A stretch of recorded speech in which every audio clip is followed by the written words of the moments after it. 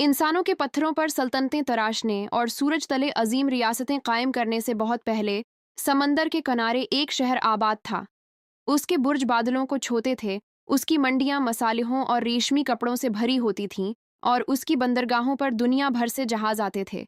लोग यकीन रखते थे कि वो समंदर की बरकतों के हामिल हैं, इसीलिए उन्होंने अपने शहर का नाम रखा समारा, लहरों का अब्दी शहर। ये शहर दुनिया के सब शहरों से निराला था। उसकी गलियां सफ़ेद संगमरमर से बिछी थीं, जो धूप में चमकता था। हर चौक में फव्वारे साफ और शफाफ पानी बरसाते थे। सुबह सवेरे पुजारी तराने गाते, दोपहर को सौदागर अपनी बोलियां लगाते, और शाम ढलते ही जब सूरज उफक में डूबता तो समारा के गनबद सोने के चिरागों की तरह जगमगाने लगते। लेकिन समारा एक राज छिपाए हुए था। हर पत्थर के बदले, हर जौहर के अवज़, हर जश्न के साथ समंदर अपनी कीमत वसूल करता था। पुजारी कहते थे कि ये कोई बड़ी बात नहीं, साल में बस चंद सके समंदर की नज़र कर देना। मगर बूढ़े माही गैर सरगोशी में कुछ और ही कहानी सुनाते थे कि बहुत ज़माना पहले समारा के लोगों ने समंदर से एक अहद बांधा था। दौलत के बदले समंदर वफादारी चाहता था, ताकत के बदले इताअत, और जाह व जलाल के बदले खून। हुक्मरान इस बात को झटलाते रहे, मगर अजीब वाक़यात रुनमा होते। हर साल मद व जुज़र के त्यौहार में एक नौजवान लड़का या लड़की गायब हो जाती, हादसाती तौर पर लहरों में बह जाती। उनके अहली खाना को सोना और रेशम दे दिया जाता, मगर उनके नाम फिर कभी ज़बान पर ना आते, और यूं शहर खुशहाल रहता। लेकिन एक लड़की, लायरा, जो एक माहीगीर की बेटी थी, इस खामोशी को कबूल न कर सकी।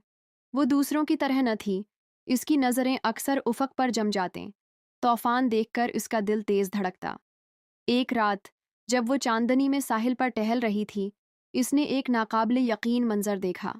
मौजों के नीचे रोशनियों का एक शहर, समारा का अक्स, जहां उन सब की परछाइयां बसी थीं जो गायब हो चुके थे। वो पुजारियों के पास गई, अमीरों के पास, बादशाह तक पहुंची। सबने हंस दिया। समंदर फरेब दिखाता है, उन्होंने कहा। शक्र करो बच्ची कि तुम्हें ये नामतें नसीब हैं। मगर लायरा भूल न सकी। पानी के नीचे के चेहरे उसके ख्वाबों में आते। उसने लोगों की सरगोशियां जमा करनी शुरू की, गायब बच्चों की कहानियां, टूटे वादे, कदीम गीत जो इस समंदर के बादशाह का जिक्र करते थे, जिसने ये माहिदा बांधा था। उसे जो हकीकत मिली, वो उसकी सोच से कहीं ज्यादा होलनाक थी। समारा सिर्फ समंदर की बरकत से आबाद न था, ये कुर्बानी के सौदे पर कायम था। उसका सिंगमरमर डूबे हुए जहाज़ों से आया था, उसका सोना गरक शिद्दा खजाने से निकला था, उसकी अब्दी जिंदगी इंसानों की जानों से खरीदी गई थी। और एक दिन समंदर सब कुछ वापस ले लेता। तूफान आहिस्ता आहिस्ता शुरू हुए, मौजें पहले से बुलंद, हवाएं तेज धार तलवारों की मानंद। जहाज लौटकर आना बंद हो गए, माहीगीर बंदरगाह छोड़ गए। फिर भी समारा के हुक्मरां बजत रहे, समंदर ने हमेशा हमें आजमाया है, लेकिन हमेशा हमें नवाजा है। यहाँ तक कि मद व जुज़र का त्यौहार फिर आया। इस बार जब पुजारियों ने नजरें डालें, समंदर ने एक जान न ली। वो खुद उठ खड़ा हुआ, सियाह और कहर से भरा, जहाज़ों को निगल गया, दीवारें तोड़ डालें, सिंगमरमर की गलियां बहा ले गया। लायरा अफरातफरी में भागती रही, इसका दिल जोरों से धड़क रहा था जब उसने शहर को बिखरते देखा।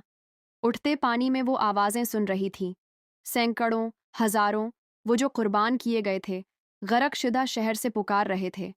और सबके बीच उसने उसे देखा, समंदर का बादशाह, मुरजान और हड़ी का ताज पहने, आंखें भनूर की मानंद।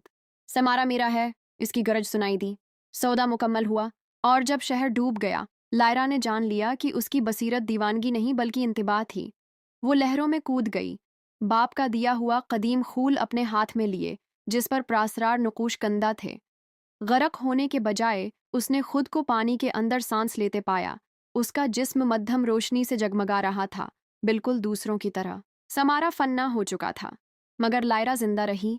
उसे उस पोशीदा शहर में ले जाया गया जो समंदर के नीचे था, जहां भला दिए गए लोग हमेशा के लिए चलते फिरते थे।